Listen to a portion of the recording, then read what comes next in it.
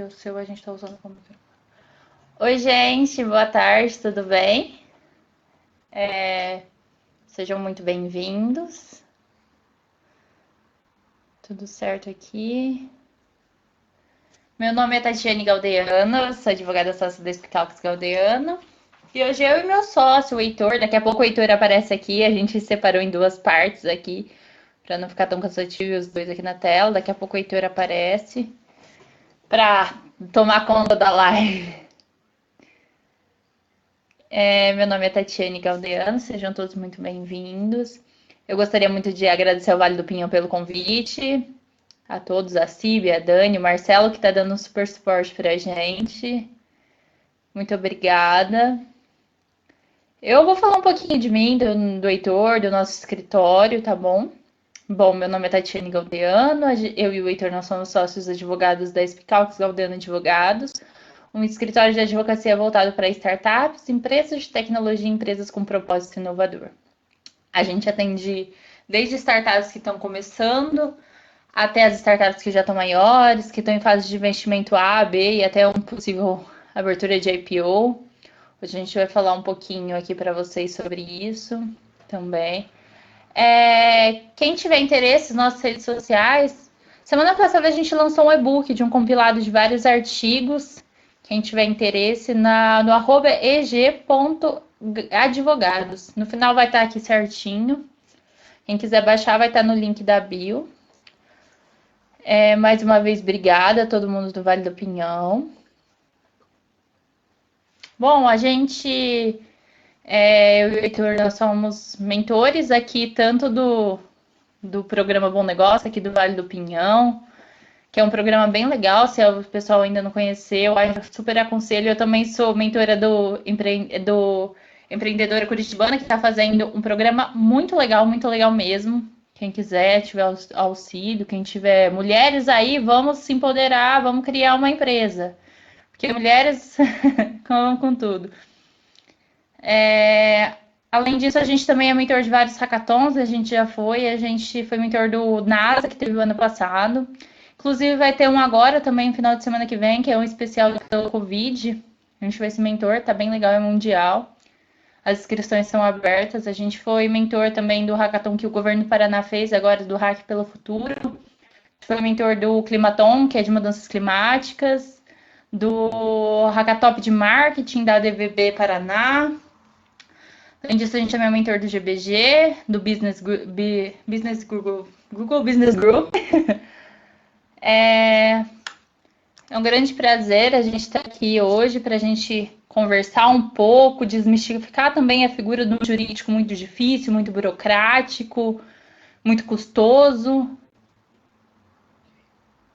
A gente vai falar um pouquinho desde a constituição de uma empresa, de parte societária, alguns contratos, questões trabalhistas, o contrato de vesting, que vamos ver se alguém aqui já conhece.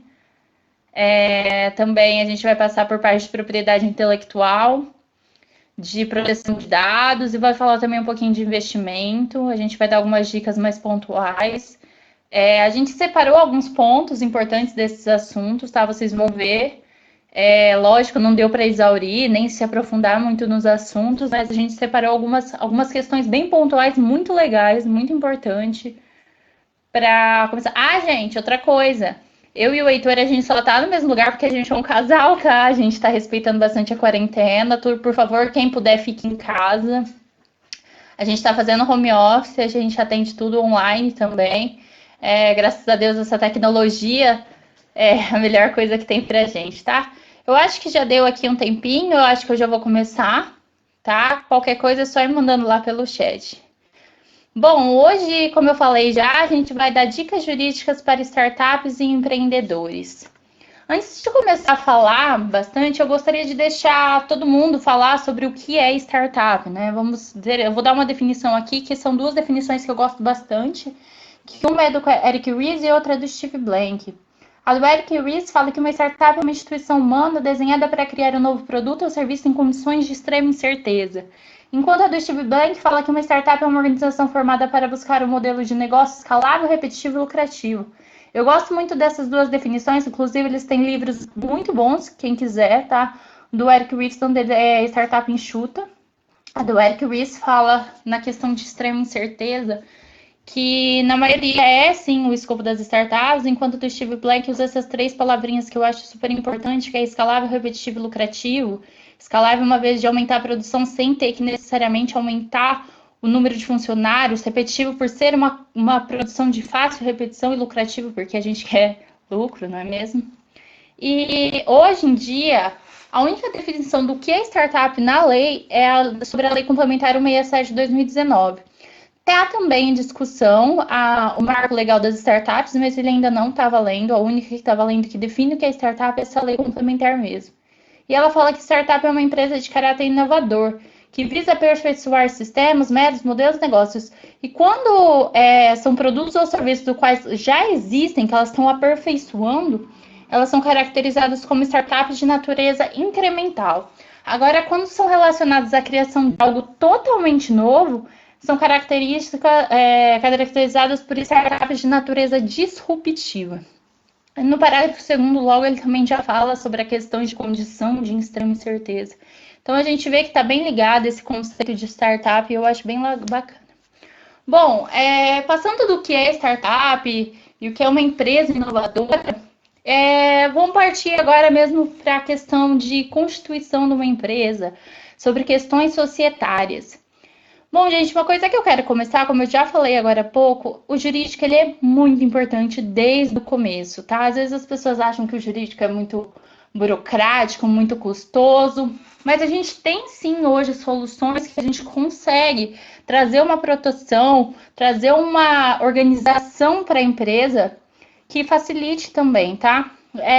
Quando a gente vai construir uma empresa, uma limitada, uma sociedade anônima, você precisa ter um capital para integralizar. Muitas vezes as startups logo no começo não têm esse valor. Uma alternativa que muitas startups utilizam é o memorando de entendimentos de pré-constituição. E o que é esse memorando de entendimentos de pré-constituição? Bem, ele é um contrato preliminar que é comumente utilizado por startups em estágio inicial que desejam regular a relação firmada entre os sócios, sem que isso resulte necessariamente a criação de uma sociedade formalmente registrada. Então, os sócios entre si, eles estabelecem um contrato que seria um pré-contrato social e lá vai estar estabelecidos a quantidade de cota de cada sócio, as responsabilidades de cada um. Nesse memorando também tem que estar descrito o projeto detalhadamente, o que a startup está constituída, como ela está formando. E uma coisa que é muito importante nesses contratos é que ele tem exigibilidade jurídica. Então, qualquer desavença, qualquer problema entre os sócios, qualquer coisa que estiver fora do contrato, do acordado, você pode entrar na justiça com esse contrato, com esse memorando de entendimentos, que vai ser formado um contrato social e aí vai ser exigido. Então, qualquer desavença vai ser possível resolver um conflito. Dentro desse memorando, existem o que a gente chama de gatilhos. Gatilhos são condições que, quando acontecer, vão ensejar na formalização da empresa. Vamos supor, ter um investimento, receber vários pedidos, um tanto X de vendas, finalizar, às vezes, do projeto, que às vezes está na parte de MVP ainda, de constituição. Então, são situações que, quando acontecerem, realmente você vai criar o CNPJ. Isso demonstra, quando você tem um memorando de entendimentos, uma estrutura organizacional mínima. O que também os investidores olham, uma vez que você teve esse cuidado, essa dedicação de realmente tratar com uma empresa desde o começo. Tá, mas só para esclarecer, o memorando de entendimentos é uma opção, tá? Não é a regra, até porque tem startups como fintech que tem que ter o CNPJ logo de início, tá? Mas passando dessa fase, eu tenho que fazer, lógico, judicar o CNPJ, qual estrutura societária escolher? Lembrando que no Brasil hoje tem várias, tem MEI, tem Limitada, Sociedade Anônima, IRELI, Sociedade em Conta de Participação, tem inúmeras. Antes de falar um pouquinho delas, eu quero que a gente entenda bastante que existe diferença entre tipo societário e porte da empresa, tá? É importante distinguir que, assim, o tipo societário é isso que eu falei, limitada, sociedade anônima, sociedade em conta de participação, EIRELI, microempresário individual, e porte da empresa é o tamanho. Microempresa, empresa de pequeno porte e grande empresa. A microempresa é receita bruta anual de até R$360 mil, e a empresa de pequeno porte de 360 mil reais a 4 milhões e 800. E isso é importante porque muitas vezes a gente pensa assim, é difícil a tributação, como eu vou fazer os cálculos, como vai funcionar isso? A Lei Complementar 123 de 2006, ela instituiu o Simples Nacional, que é um regime especial unificado de arrecadação de tributo. Então, o contribuinte vai arrecadar por um documento só vários dos tributos, todos os tributos necessários. E isso serve para quem tem microempresa e empresa de pequeno porte. Existem outras regras, mas principalmente microempresas e empresas de pequeno porte têm essa simplificação de recolhimento tributário. Tem algumas questões que quero falar com vocês sobre o tipo de empresa agora, tá? Se você for uma pessoa que tem uma empresa que está começando, que realmente não visa tanto investimento ou não tem outros sócios, você pode constituir uma MEI. A prefeitura tem as ruas da cidadania, que elas ajudam as pessoas a constituir o MEI. Agora está parado por causa da pandemia, mas assim que acabar a quarentena, é uma ótima alternativa, tá? E lá que eles ajudam a constituir a MEI. Agora, quando a gente pensa numa startup, normalmente a startup não é formada só por uma pessoa. Normalmente a startup tem mais sócios, tem mais fundadores. E elas visam muito investimento. Então, elas têm que ter um capital, elas têm que ter um tipo societário que caibam mais pessoas e não só uma única pessoa. Eu separei a sociedade limitada e a sociedade anônima, que são as mais utilizadas. E aqui nesse quadrinho tem as principais diferenças que eu gosto de falar sobre elas, tá? Na sociedade limitada, ela até é prevista no Código Civil, enquanto na sociedade anônima ela tem legislação própria. A sociedade limitada cabe o Simples Nacional, se ela for microempresa ou empresa de pequeno porte, enquanto na sociedade não pode, porque a lei complementar fala que o Simples Nacional não cabe para a sociedade por ações, como é o caso da sociedade anônima. A sociedade limitada, o capital dela é dividido por cotas, enquanto na sociedade anônima é dividido por ações. É importante eu falar que quando a gente pensa em sociedade anônima, logo vem ali na cabeça a Bolsa de Valores. Realmente, tá? Ela foi constituída toda no formato que é possível utilizar em Bolsa de Valores, só que não necessariamente só para a Bolsa de Valores que ela é possível, tá? Tanto que existe sociedade anônima de capital aberto, que são aquelas em que são negociadas as ações em Bolsa de Valores, e a sociedade anônima de capital fechado, que são aquelas que as ações são negociadas como se fossem cotas mesmo, vendidas de forma direta. Aí, tirando isso, a sociedade limitada, ela é intuito persona, que é muito a ver com a qualidade dos sócios, o tipo de cada um dos sócios. Tanto que qualquer entrada ou saída de sócios tem que ter uma alteração no contrato social e tem toda a registra na junta comercial. Já o que isso não acontece na sociedade anônima, uma vez que ela é sociedade de capital. Então, ela é muito voltada para financeiro, para capital mesmo. Tanto que muitas vezes os investidores preferem quando é um aporte, é muito mais simples fazer para a sociedade anônima. Só que tem que ficar claro que a sociedade anônima ela é muito mais complicada, burocrática e custosa, não cabe o Simples Nacional. Então, normalmente, o que as startups fazem, elas começam como limitada, conforme elas vão evoluindo, vão aumentando, elas se transformam em sociedade anônima, tá? Na sociedade limitada, existe o direito de preferência, que quando um sócio quer vender uma parte das suas cotas, ele tem que primeiro oferecer para os outros sócios. Isso não tem na sociedade anônima. Na limitada, é regido por contrato social, enquanto na anônima é estatuto social. Em ambas, o capital social não pode ser integralizado por prestação de serviço. Isso é muito importante para um assunto que eu já vou falar para vocês, tá bom? Eu separei esse Inova Simples aqui porque eu acho ele bem legal. E a gente tem muita expectativa sobre ele, não sei se alguém já ouviu falar. A Lei Complementar 167 de 2019, ela instituiu esse regime especial simplificado para startups ou empresas de inovação, visando estimular mesmo essa criação, formalização das empresas. Essa lei complementar é aquela que falou o que é startup. Então, como a gente sabe, o Brasil hoje não tinha um tipo societário totalmente específico para as startups. Era um pouco mais complicado toda essa parte. E aí foi essa lei complementar, ela instituiu esse Nova Simples, que é basicamente a empresa, ela se autodetermina startup, conforme aquelas definições, ou empresas de inovação, ela vai na rede Sim, e aí ela entra e se cadastra, e aí lá forma um CNPJ para startup, para empresa de inovação.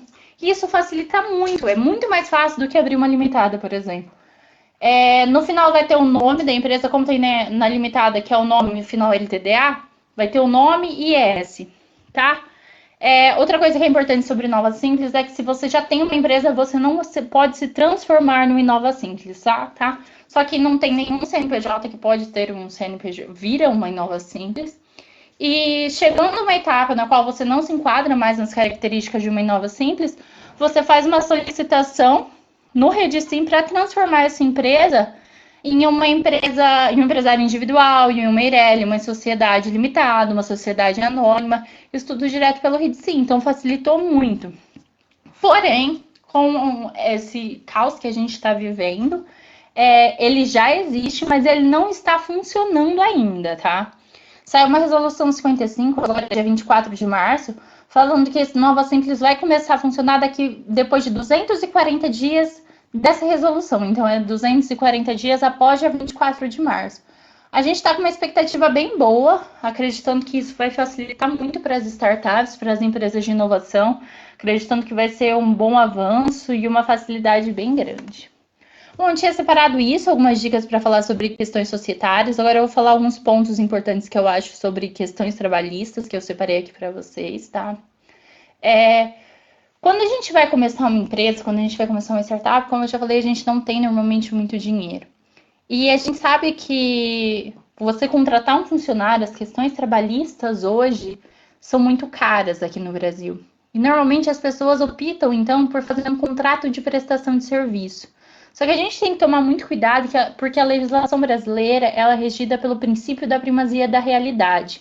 Isso quer dizer que se você fizer um contrato de prestação de serviço com uma pessoa, somente para tirar esse caráter de empregado, ter que pagar todos os direitos que ela tem, a pessoa pode entrar com uma ação jurídica contra você, uma ação trabalhista, vai ser cancelado esse contrato de prestação de serviço e ele vai ser caracterizado como um empregado e você vai ter que pagar todas as verbas trabalhistas para esse empregado. E aí uma ação trabalhista é muito custosa, tá? Então a gente tem que tomar muito cuidado quando a gente vai fazer um contrato de prestação de serviço para ver se realmente aquele é um prestador de serviço ou aquele é um empregado, porque não adianta nada a gente fazer um contrato de prestação de serviço sendo que aquele é um empregado. O artigo 3º da CLT, ele fala o que é um empregado, tá? O empregado é uma pessoa, quem é pessoa física, subordinada à habitualidade que tem sempre que está comparecendo, oneroso que ele é pago e pessoalidade que só aquela pessoa pode fazer. Muitas pessoas às vezes tentam burlar, principalmente essa questão, com a questão de pessoa física. Mas só mudar para uma pessoa jurídica, isso também não funciona, tá? É chamado de pejotização. Então tem que tomar bastante cuidado na hora de fazer uma CLT, um contrato de prestação de serviço. Mas tá bom, é um contrato de prestação de serviço realmente.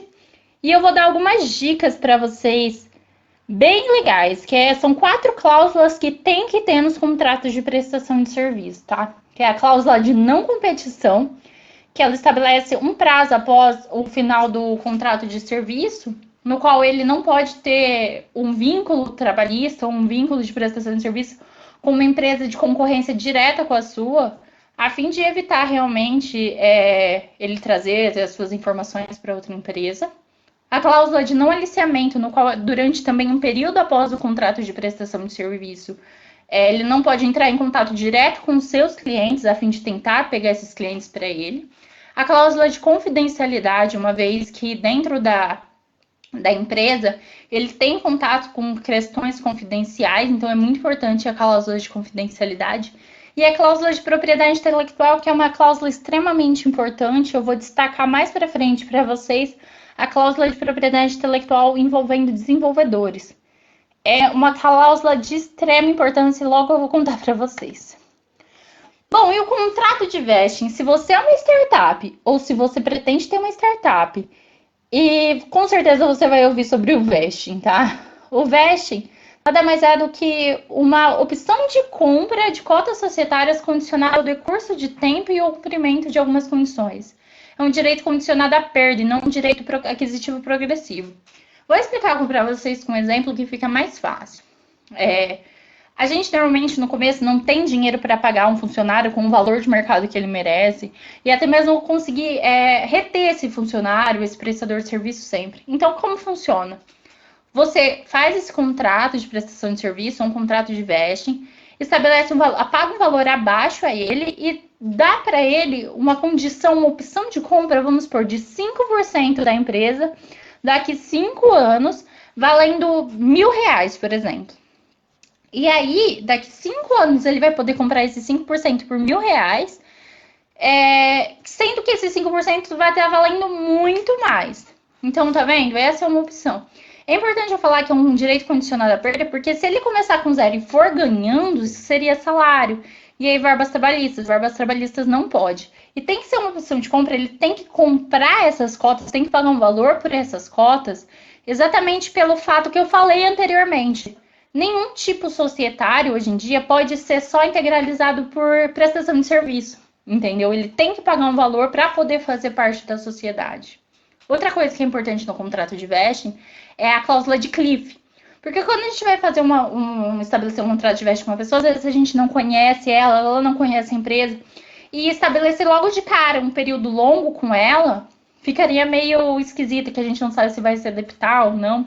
Então, esse período de cliff é como se fosse um período probatório. Funciona normalmente assim. É um contrato de vesting de 5 anos com cliff de 1 ano. Durante esse 1 ano, ele pode resolver sair da empresa, ou você pode falar para ele se retirar da empresa sem necessariamente ter já esses 5%, entendeu? Esse é um período probatório do contrato. Bom, eu quis dizer, isso foi mais ou menos o que eu quis passar para vocês. Eu quis mostrar o que é o vesting, quis contar cláusulas, algumas questões bem importantes, algumas dicas bem legais, tá? E agora eu vou falar um pouquinho para vocês sobre propriedade intelectual. A propriedade intelectual é um mecanismo que concede às pessoas, à organização, o direito de apropriar sobre suas criações e invenções. É quando você registra as suas criações e invenções e você pode explorar economicamente, financeiramente. Você pode cobrar sobre isso e você impede que outras pessoas utilizem, tá? A propriedade, nenhum tipo de propriedade intelectual é vitalício, tá? Todos têm prazo determinado, cada um com um prazo. As startups e a propriedade intelectual são tão importantes, elas estão tão interligadas, uma vez que as startups, a base delas são a invenção, a criação. Ela é a base daquilo. Se você não protege a propriedade intelectual, você está protegendo o corpo, a base da sua startup, tá? Os investidores, quando vão fazer um aporte, eles verificam sim se a propriedade intelectual está protegida. A propriedade intelectual é uma grande espécie que tem vários tipos de propriedade intelectual, tá?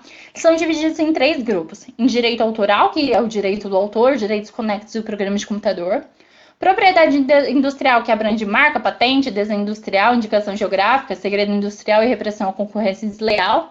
E a proteção sui generis, que compreende topografia de circuito integrado, cultivar e conhecimento tradicional. Isso daqui é tema para uma palestra para a gente conversar durante 1 hora no mínimo.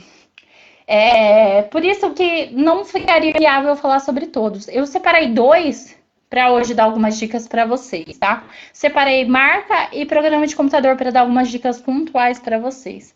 Antes de falar sobre eles, eu só queria pontuar para vocês entender se toda vez que a gente tem uma startup, uma empresa, a gente vai produzir um produto ou um serviço, tá? E a gente tem que saber que ou vai ser um hardware ou um software, porque a proteção da propriedade intelectual deles é diferente. É bem importante a gente saber distinguir o que é um e o que é outro.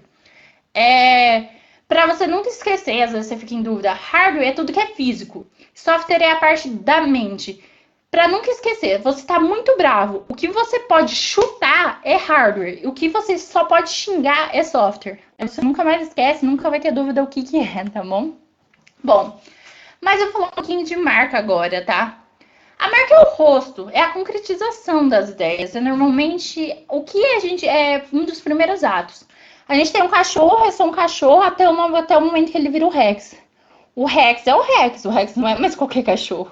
Então a marca é aquilo que consegue distinguir o produto ou o serviço de um outro afim ou semelhante. Então é aquilo que distingue o seu negócio de outros, tá? Aqui no Brasil, o órgão competente para a gente registrar as marcas é o INPI, o Instituto Nacional de Propriedade Industrial. O princípio que rege as marcas aqui no Brasil é o princípio da anterioridade. A primeira pessoa que registra sua marca no INPI detém os direitos daquela marca, tá? Existe uma exceção, que é o direito de precedência, que é quando um terceiro vai e comprova que utiliza aquela marca pelo menos 6 meses antes do depósito realizado. Gente, é muito complicado fazer essa comprovação, tá? Porque não é só comprovar que utiliza, é comprovar que utiliza, que ofere renda, é muitos requisitos, é um processo administrativo longo, processo judicial muitas vezes é muito complicado. Por isso que quanto antes você puder registrar sua marca realmente é muito importante por causa da anterioridade. Você registrou anterioridade, com certeza a maioria das vezes vai ser sua, tá? Além disso, a marca é protegida por segmentos de mercado do produto ou do serviço. Isso quer dizer que assim, a sua marca vai ser registrada por um segmento. Vamos supor, a quitanda do Zé, ele registrou a quitanda do Zé sobre alimentos, no segmento de alimentos. Se outra pessoa quiser registrar a quitanda do Zé para segmento de pneus, vai poder, porque são segmentos totalmente diferentes. Existe sim um tipo que dá para proteger sobre todos os segmentos, mas são marcas de alto renome, que aí são outros requisitos, que é como o caso, vamos supor, de Coca-Cola, de Adidas, de Nike, são altos renome mesmo. Lembra que eu falei? Nenhuma propriedade intelectual é vitalícia, tá? A marca é de 10 anos prorrogáveis por sucessíveis iguais períodos. Bom, as marcas, tá? A gente pode dividir em 4 tipos de marca. A marca nominativa, que é só um nome, tipo Sônia, Avon, Boticário. A figurativa, que é o logo, que é quando a gente bate o logo e olha o passarinho azul é o Twitter. A Globo, a Apple, a Nike. A mista, que é o nome e a logo. Vamos supor, Adidas com a logo, a Nike. Para vocês separarem, a questão da mista é muito importante, porque a mista ela só é protegida junta.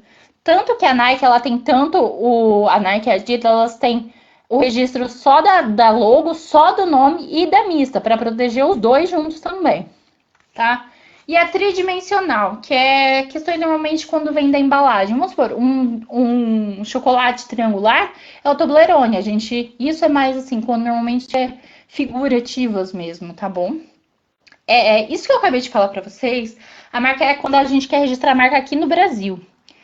Antigamente, para a gente registrar a marca em qualquer outro país, a gente tinha que ir até o país, no órgão competente do outro país, era super complicado registrar a marca em outro país. Recentemente, o Brasil assinou o protocolo de Madrid, ele entrou para o protocolo de Madrid. Então, quer dizer que agora o Registro Internacional de Marcas ele é administrado pela OMP, pela Organização Mundial de Propriedade Intelectual.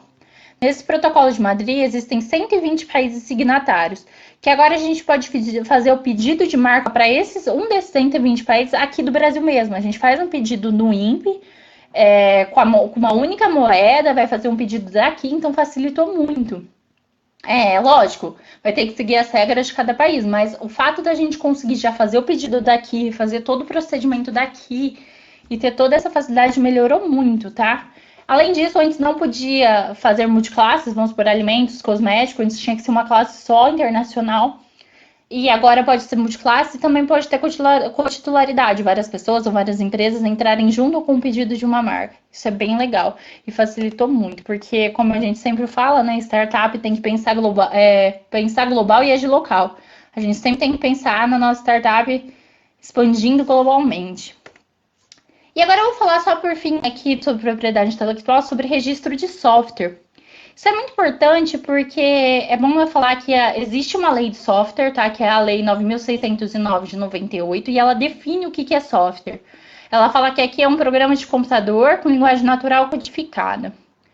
Logo no artigo 2º, ele fala que a proteção da propriedade intelectual dos programas de computador será tutelada pelo direito do autor. Então, ele não precisa de registro para ser direito dele, já é automático de quem faz o programa de computador. O direito do autor também tem lei própria, que é a 9.610 de 98. Isso daqui eu acho que é a dica mais importante que eu tenho para dar aqui hoje para vocês, tá? Normalmente, quando uma startup contrata um desenvolvedor para produzir... Normalmente, as startups contratam um desenvolvedor para produzir um software ou qualquer código operacional. O desenvolvedor, quando ele faz isso, ele detém automaticamente os direitos sobre aquele código. Uma vez que linguagens, todo esse código, linguagens, são protegidos pelo direito do autor. Então, quem faz é quem tem o direito. Portanto, para a startup poder explorar economicamente o que foi criado pelo desenvolvedor, é fundamental que seja assinado um contrato, que tenha que ter uma cláusula expressa no qual o desenvolvedor ele cessa ou ele está transferindo os direitos da titularidade daquele software para a startup. Porque normalmente a maioria das vezes o programa de computador é o corpo das startups, é o produto, é o serviço que ele vende. Para vocês terem noção da importância disso, tem uma startup de software, tá? Que eu não posso falar o nome, que ela no início, como muitas vezes não tinha dinheiro, pegou, contratou um desenvolvedor por um contrato de internet, um contrato de prestação de serviço qualquer. O desenvolvedor foi lá, fez todo o programa de computador e saiu. A startup começou a crescer, passou o tempo, cresceu, abriu franquia, estava expandindo o Brasil inteiro. O desenvolvedor fez o quê? Foi lá e reivindicou judicialmente todo o direito daquele programa. Da startup em si, a startup já faz 8 meses que ela está com todos os bens bloqueados, tudo parado, e ela está em declínio, uma vez que tudo da startup é do desenvolvedor por causa de uma falta de uma cláusula num contrato lá no começo, entendeu? Vocês estão vendo como é importante a gente tomar cuidado desde o começo, porque isso pode evitar problemas e pode ser toda a sua startup desde o começo, tá bom? Bom, gente, o que eu tinha de dar dica hoje para vocês era isso. Muito obrigada a todos que estão aqui. Muito obrigada, Vale do Pinhão, mais uma vez. Eu estou à disposição. Agora eu vou passar a fala para o Heitor. O Heitor vai falar para vocês de uns assuntos bem importantes, tá? Obrigada, gente. Olá, pessoal, tudo bem? Fazendo aqui a substituição. Estou em campo agora, depois dessa brilhante palestra da Tatiane, para falar um pouco para vocês de dois assuntos bem importantes e que estão bem em voga ultimamente. Eles são a proteção de dados e investimentos. O primeiro tópico que a gente vai falar aqui vai ser sobre proteção de dados. Proteção de dados é algo requerido mundialmente. Amplas legislações estrangeiras têm dispositivos protegendo os dados pessoais dos usuários de seus países, e o Brasil também está dentro desse panorama, mas algumas movimentações legais têm sido feitas e eu vou explanar para vocês o que está acontecendo de maneira geral. Então, o Brasil tem a Lei Geral de Proteção de Dados, todavia ela não está em vigor ainda, ela não está vigorando, ou seja, seus dispositivos não estão em atuação. Em tese, ela entraria em vigor em agosto de 2020. Lá naquele primeiro cenário, em agosto de 2020, a Lei Geral de Proteção de Dados teria vigência em todo o território nacional. Só que, durante o cenário da pandemia, houve movimentações legislativas, tanto do Legislativo quanto do Executivo, para postergar a vigência dessa lei. Ou seja, para que seus dispositivos tenham vigência em um momento futuro. O que aconteceu? Existe o projeto de lei 1179 de 2020, que originalmente ele veio do Senado e ele propunha a vigência da Lei Geral de Proteção de Dados para janeiro de 2021 e as suas sanções para 1º de agosto de 2021. Duas datas, ou seja, as sanções para 1º de agosto de 2021 e as disposições gerais para 1º de janeiro de 2021. Só que o que acontece?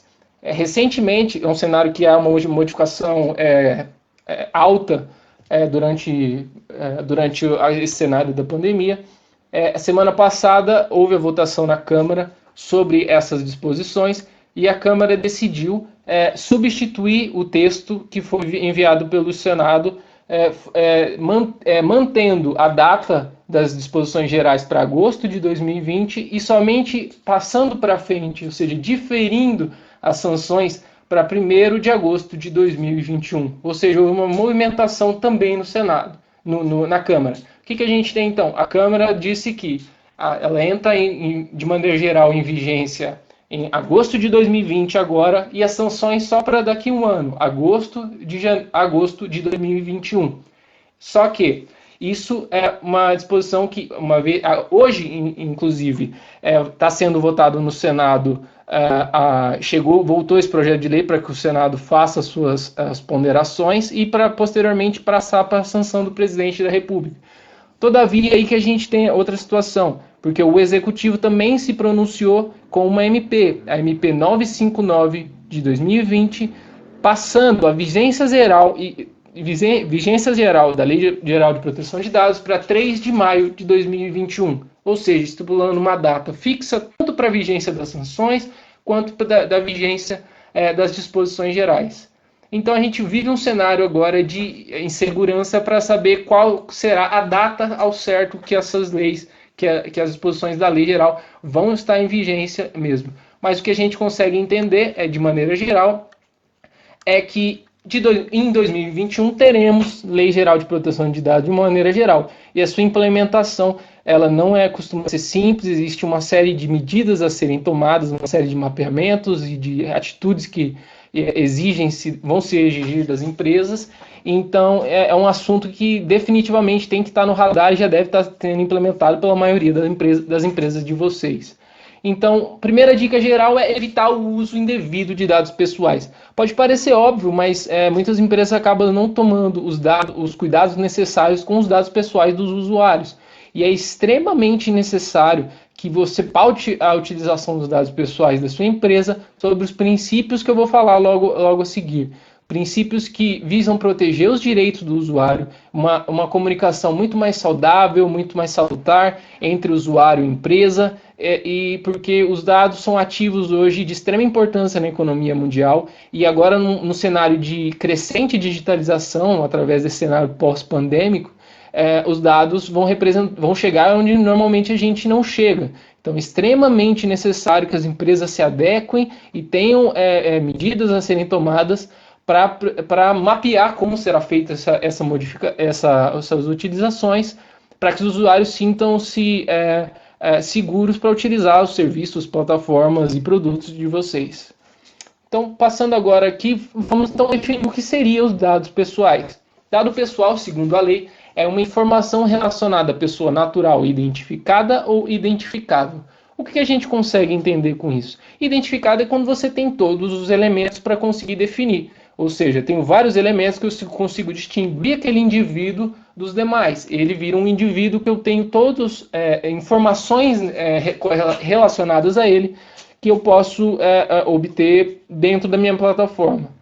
Identificável, muitas vezes a empresa acha que colhendo apenas um dado ou uma quantidade menor de dados, você não estaria sob a abrangência da Lei Geral de Proteção de Dados, mas o fato é que se, por exemplo, você tiver o CEP de determinado indivíduo e em um momento posterior você colheu o nome dele, ou vice-versa, você consegue, ele fica identificável, ou seja, naquela dimensão territorial é possível identificar que um usuário seu de nome X vive naquela região. Então você consegue, essa pessoa identificável se torna identificada e ambas as situações ela é protegida pela Lei Geral de Proteção de Dados em todas as suas disposições. Então é um tópico que a gente merece bastante atenção e análise nesse quesito. Passando agora para outro assunto que tem extrema relevância, um assunto muito importante e que eu acredito que vai ser foco de vários olhares, tanto da população em geral quanto da autoridade nacional, de possíveis violações desse item específico, que é o dado pessoal sensível.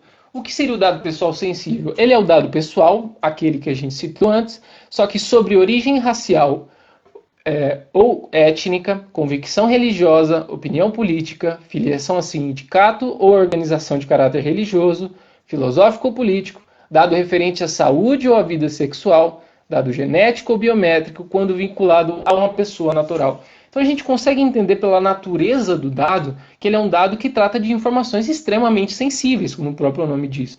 Então possíveis vazamentos ou tratamentos desses dados que não sejam condizentes com os princípios da lei e as expectativas que o seu usuário está pretendendo, podem se tornar problemas extremamente grandes nas empresas, porque se trata de um foco de possível discriminação, possível segregação, e obviamente ninguém busca esse cenário e deve ser combatido a todo custo. Então os cuidados dos dados pessoais sensíveis devem ser redobrados, por isso que a lei trata em capítulo próprio como deve ser gerido e como deve ser tratados esses dados pessoais sensíveis. Passando agora para outros pontos da Lei Geral de Proteção de Dados, obviamente eu não vou conseguir exaurir todos, são vários pontos, mas eu quis trazer aqui algo que trouxesse o espírito da lei, o que a lei traz na sua cerne de uma maneira geral. E a primeira afirmação que a gente consegue tirar é a destinação específica dos dados. Ou seja, pelo princípio da minimização dos dados e pela finalidade, que é um dos princípios que eu vou citar mais para frente, você deve colher os dados que sejam necessários para a utilização da sua plataforma. Colhe os dados que você necessariamente utiliza para prestar o serviço ao cliente e ao cliente e ao usuário, consequentemente.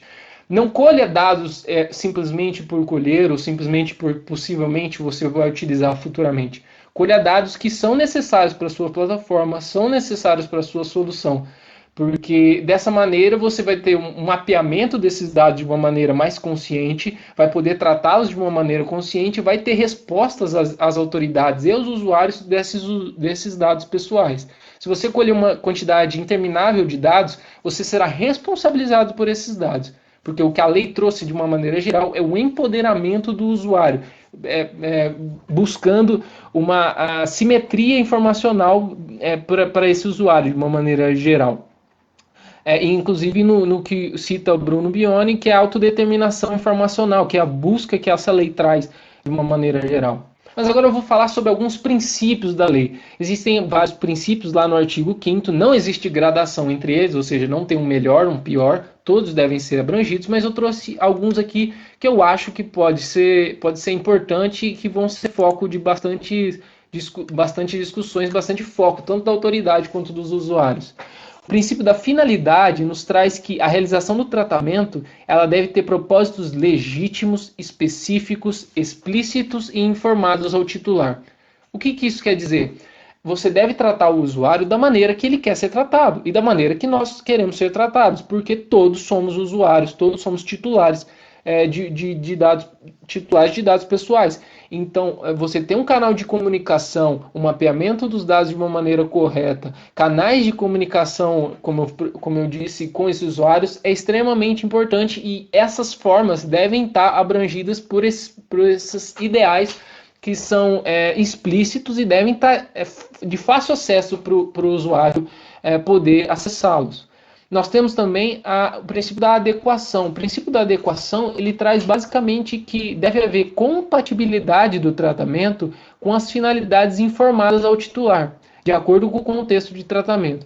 De nada adianta você informar o usuário que trata os dados dele de maneira correta, tem um mapeamento, aqui a gente protege os dados pessoais seus, sendo que escusamente você solicita determinados dados ou faz cruzamentos de dados de maneira que não seja transparente para ele. Então, o que você realizar que esteja claro para o usuário e o que você realizar que esteja de maneira lícita, obviamente. Passando para o próximo princípio, não quero me alongar muito nesses princípios, é o princípio da necessidade. O princípio da necessidade nos diz que deve haver uma limitação do tratamento ao mínimo necessário para a realização das suas finalidades. Justamente o que fala é o princípio da minimização dos dados também. Ou seja, colhe os dados, aquilo que eu disse anteriormente, colhe os dados que realmente são necessários para a sua aplicação, não deixe de colhê-los simplesmente. Porque o fato ou a situação de simplesmente não colher os dados pode inviabilizar qualquer negócio de uma maneira geral. É simplesmente ter uma política, uma estrutura organizacional de dados dentro da sua empresa que esteja apto a responder solicitações e respeitar os direitos abrangidos na Lei Geral de Proteção de Dados. É isso que basicamente nos traz o princípio da necessidade. Vamos agora falar sobre o princípio do livre acesso. O princípio do livre acesso nos fala que deve ser garantido aos titulares a consulta facilitada e gratuita sobre a forma e a duração de tratamento. É isso que a gente está falando até agora. O usuário deve ter possibilidade de ter acesso desses dados. Ele tem que ter canais de comunicação fáceis na linguagem dele para que ele consiga acessar essas informações ou revogar possíveis consentimentos, dar possíveis consentimentos, saber o que está acontecendo com suas informações pessoais. Agora eu vou falar sobre o princípio da transparência, que visa garantir aos titulares informações claras, precisas e facilmente acessíveis. Vai muito na linha do que a gente já está falando até agora. Por último, falar aqui como exemplo o princípio da não descriminalização, que tem uma relação bastante grande, eu vejo, com dados pessoais sensíveis, porque a não discriminação impossibilita a realização de tratamentos para fins discriminatórios, ilícitos ou abusivos. Se você possivelmente tratar um dado pessoal sensível e o categorizar de uma maneira errada, ou você criar listas ou alguma coisa na sua empresa que fira esse princípio da não descriminalização, você vai estar infringindo grandes preceitos, tanto da Constituição Federal, das leis brasileiras e consequentemente, da Lei Geral de Proteção de Dados. Então, o respeito a esses dados e os cuidados que devem ser tidos com eles devem ser ressaltados, porque as pessoas demandam isso de você. Mais do que uma necessidade da lei, o mercado hoje exige que as soluções sejam seguras no quesito de proteção de dados, de uma maneira geral. Passando agora para o próximo ponto, eu vou falar de alguns atores que são importantes, que são descritos na Lei Geral de Proteção de Dados. São pessoas que têm funções específicas e são destinadas na lei. A primeira pessoa seria o titular. O titular é a pessoa natural a quem se refere os dados pessoais que são objeto do tratamento. Somos nós. Nós somos os titulares dos dados. Passando agora para o segundo momento, temos o controlador. O controlador é aquela pessoa natural ou jurídica, de direito público ou privado, a quem compete as decisões referentes ao tratamento de dados pessoais. O que isso quer dizer? É que vai ser, de uma maneira geral, as empresas. Ou seja, as empresas que tomam as decisões sobre os dados pessoais. Ou seja, quais dados iremos colher, de que maneiras iremos mapeá-lo, de que maneiras os consentimentos serão dados, de que maneira eles vão alimentar a nossa plataforma. Esses serão responsabilidades do controlador. Temos um segundo ator muito importante, que é o operador, que também é uma pessoa natural jurídica, direito público e privado, que realiza o tratamento dos dados pessoais em nome do controlador. Ou seja, pode ser aquela pessoa ou mesmo um setor da mesma empresa do controlador que realiza o tratamento desses dados de fato, ou seja, operacionaliza o tratamento. Então a gente pode ver essa confusão eu digo uma união entre na mesma pessoa jurídica ou natural, das funções de controlador e operador. Não há impossibilidade nesse quesito. Por último, nós temos a figura do encarregado. O encarregado pela lei brasileira, mas ele é conhecido na legislação, principalmente da GDPR, que é a Lei Geral de Dados da União Europeia sobre proteção de dados pessoais, que é conhecido como DPO, Data Protection Officer. Aqui ele é definido como encarregado. As denominações podem ser as mesmas, existem várias denominações como DPO aqui no Brasil também.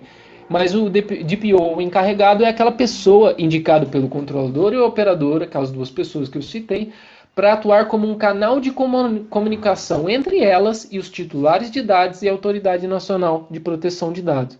Então consegue ver que a figura do controlador, a figura do encarregado, ele vai funcionar como uma ponte. Ele vai gerenciar a implementação das estruturas de políticas de dados na empresa de uma maneira geral, estruturando canais de comunicação, estruturando diligência com possíveis fornecedores, com a base de dados que a empresa tem de uma maneira geral. Essas seriam as responsabilidades gerais do encarregado, mas certamente não repousam só nele as responsabilizações. As responsabilizações são do controlador e do operador de uma maneira geral. Então, juntos devem implementar, cada um seu papel e de forma complementar, a política de dados que uma empresa deve exigir, deve fazer.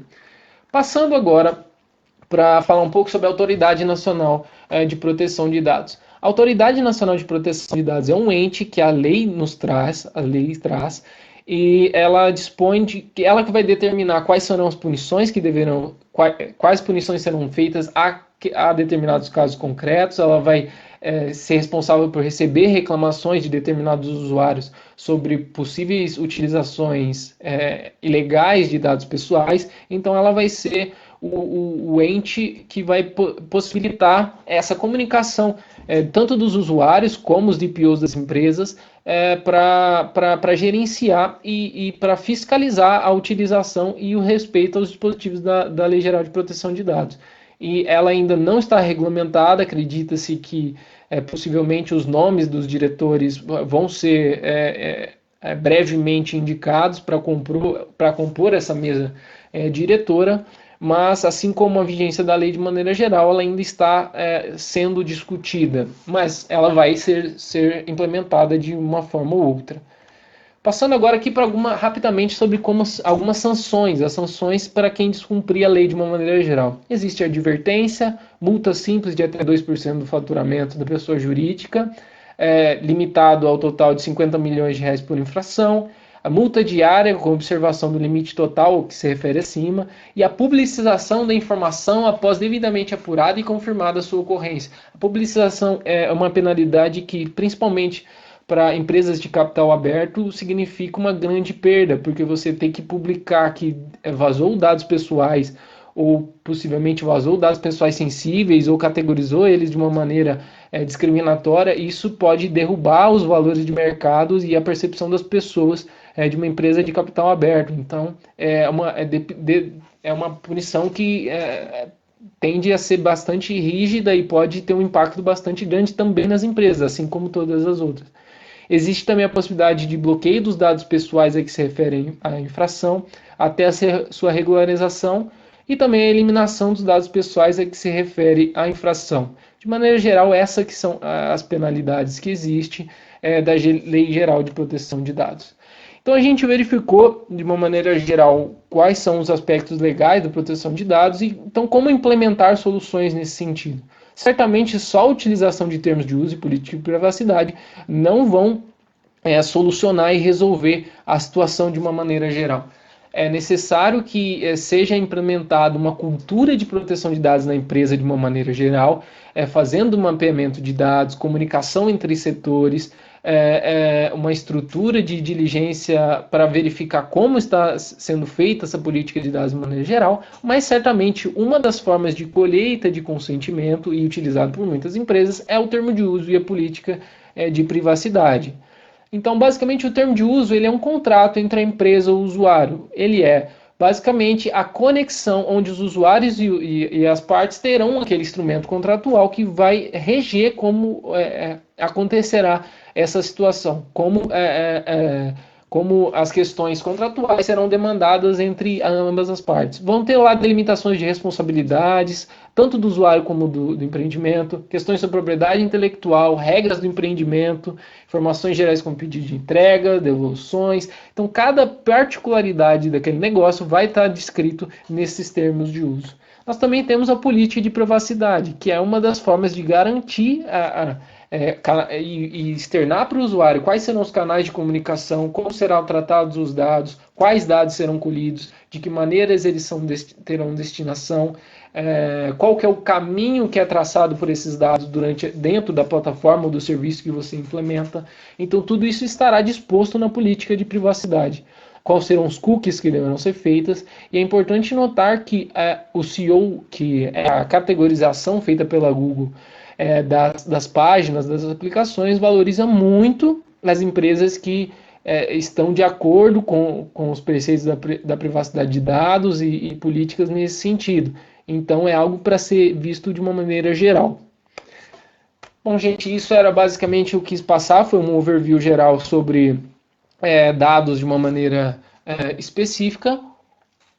Agora eu vou falar para vocês um pouquinho sobre investimentos. Investimentos, um tema bastante demandado na área de startups e também dos empreendedores.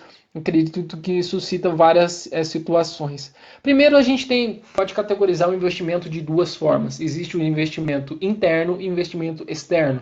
Investimento interno, como a gente vê, é aquele investimento que os próprios sócios, as pessoas que fazem parte daquela empresa, aportam na empresa para que ela continue. Como uma forma de investimento interno, existe a possibilidade do bootstrapping, que é a tradução da expressão em inglês, que é o ato de amarrar as botas. O bootstrapping vai mais do que uma forma de investimentos, ele é uma forma de gestão dos ativos nesse sentido, porque ele visa maximizar as potencialidades de cada sócio pertencente na empresa e minimizar os aportes financeiros nesse momento. Ou seja, você contar com um time multidisciplinar, contar com uma multidisciplinaridade do time, contar com pessoas que evitem com que você se faça necessária a contratação de valores, contratação de empregados nesse sentido, é uma característica essencial do bootstrapping. Passando agora do investimento interno para o investimento externo, nós temos os FFFs, que é o Family, Friends and Fools. Tradução, família, amigos e tolos, de uma maneira geral. O que quer dizer isso? São pessoas que detêm um certo grau de confiança e de relação mais emocional com os empreendedores. E aportam determinada quantia na empresa. Só que é extremamente necessário, se for utilizado essa maneira de investimento, que não há nenhum problema de utilizá-los, só que os papéis devem estar bem delimitados. Cada um deve assumir seu papel, tanto do ponto de vista das operações diárias, quanto do ponto de vista legal. Ou seja, deve ser estabelecido um acordo entre esses sócios, um contrato de investimento que possivelmente pode ser feito. Ou seja, isso caracteriza, dá um ar muito mais sério de gerenciamento da empresa e também facilita que em rodadas futuras os investidores olhem para aquele negócio como um track record muito melhor, ou seja, empresas que desde o dia 1 ou desde o começo das operações têm delimitadas responsabilidades e justamente evita-se discussões nesse sentido, evita-se demandas que podem travar o desenvolvimento da solução nesse momento. Então, é extremamente necessário atuar de uma maneira bem séria nesse quesito.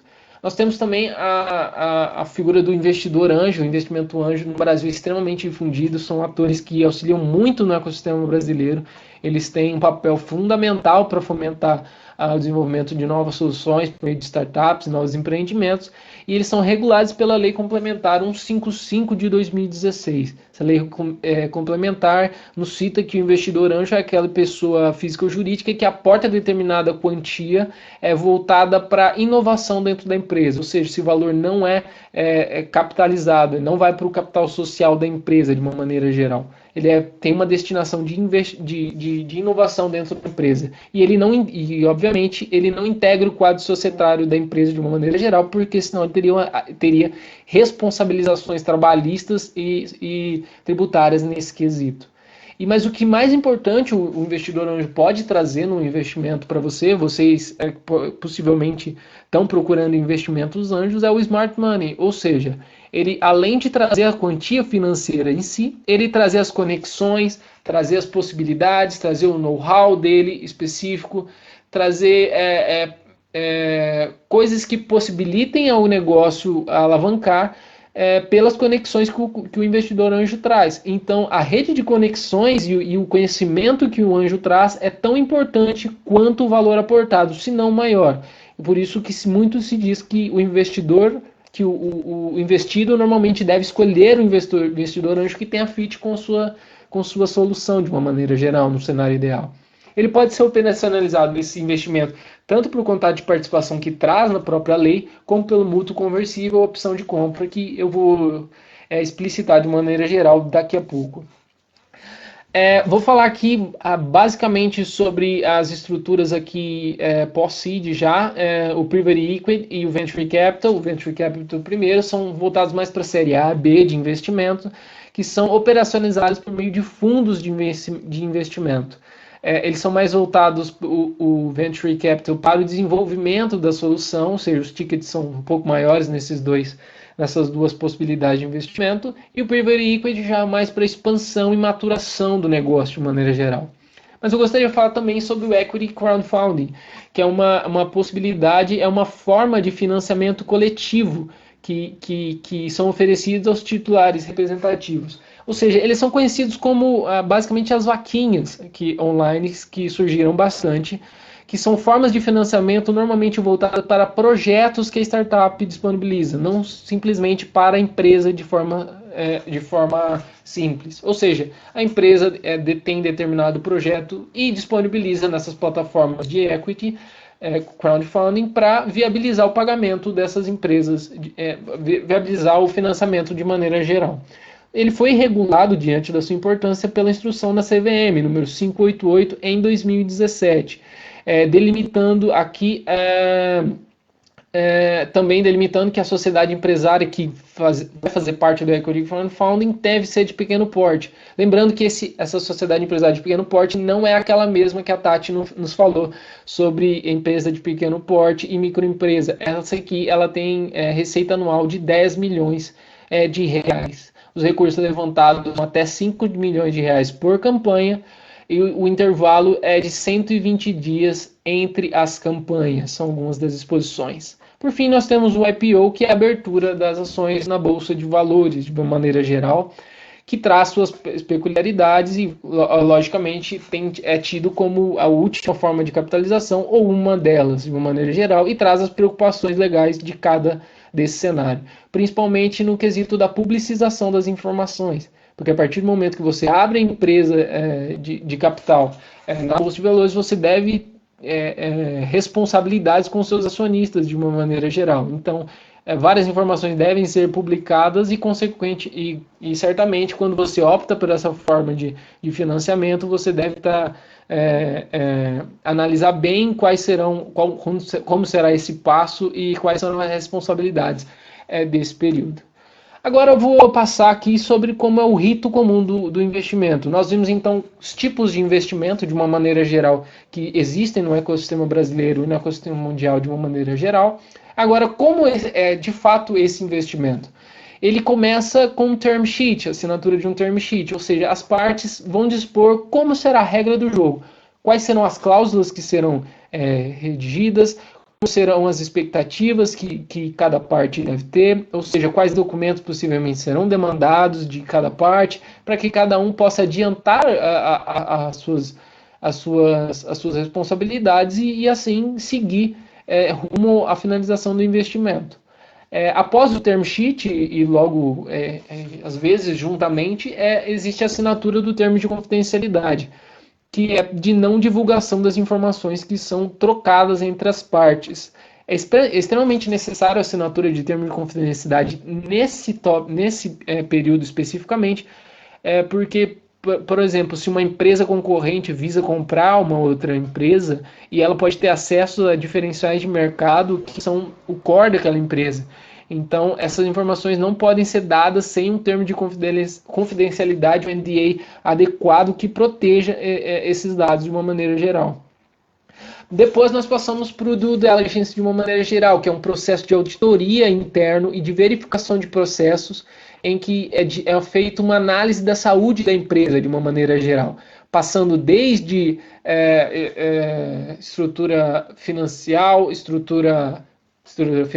estrutura jurídica, estrutura comercial. Vários pontos são analisados para verificar a viabilidade desse investimento e para o investidor conseguir entender em que terreno ele está pisando, ou seja, qual aquele track record daquela empresa. E isso também é a grande importância de, desde o começo, você ter uma documentação, uma preparação jurídica para receber esses aportes, porque tudo isso vai ser levantado no due diligence dos investimentos que são feitos.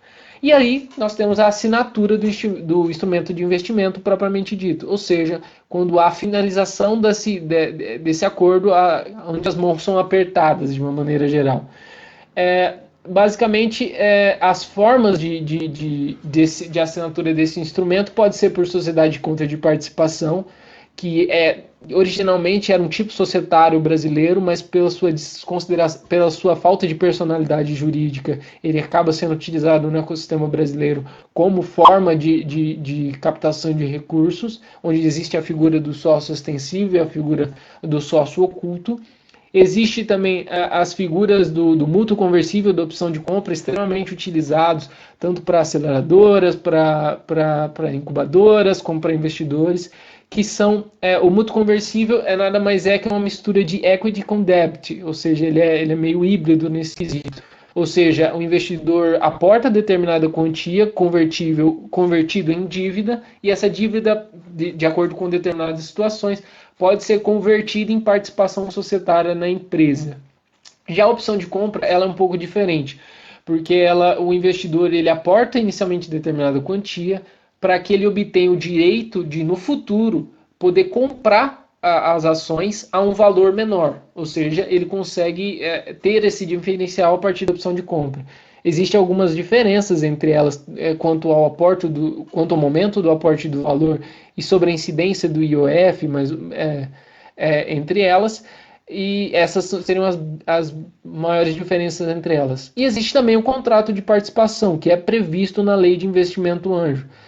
que tem suas especificidades, disciplinado na lei de investimento anjo, utilizado por muitos anjos, mas de uma maneira geral, pela nossa experiência, pelo contato que a gente tem, os instrumentos mais utilizados são o mútuo conversível e a opção de compra, principalmente nessas fases de anjo, pré-seed, seed, são momentos que eles acabam utilizando esses tipos de instrumentos, além de instrumentos contratuais complementares. Gente, essa de uma maneira geral foi a nossa palestra. A gente quis aqui abordar vários pontos que são, de uma maneira geral, dúvidas dos empreendedores. Tati voltou aqui para a gente encerrar junto. A gente quis abordar aqui dúvidas jurídicas que acontecem dos empreendedores de uma maneira geral. A gente passou por vários tópicos que são importantes. Lembrando, aqui estão os nossos contatos. A gente está disponível para vocês falarem com a gente bem aberto. Lembrando que a gente lançou um e-book recentemente falando sobre alguns temas que a gente trouxe aqui na palestra. Quem quiser e tiver interesse, está disponível nas nossas redes sociais para fazer um download. O e-book é gratuito, tá, gente? Gratuito. Você baixa, tá no link da bio do nosso Instagram, inclusive, o último aqui, o @eg.advogados, é o nosso Instagram. Uhum. E era isso, a gente gostaria de agradecer muito o pessoal do Vale do Pinhão, que a gente tanto participa e são parceiros da gente em várias coisas. A gente gostaria muito de agradecer por essa possibilidade. Espero que tenha sido produtivo para vocês, como foi para a gente. E espero ver vocês e ver as soluções de vocês aí no ecossistema, porque certamente a produção de negócios de alto impacto é o que a gente precisa nesse momento, como nunca precisamos anteriormente. E contamos com vocês, estamos à disposição. Muito obrigado ao pessoal do Vale do Pinhão. E até breve. Qualquer coisa, estamos à disposição. Muito obrigada, gente. Até mais. Enfim.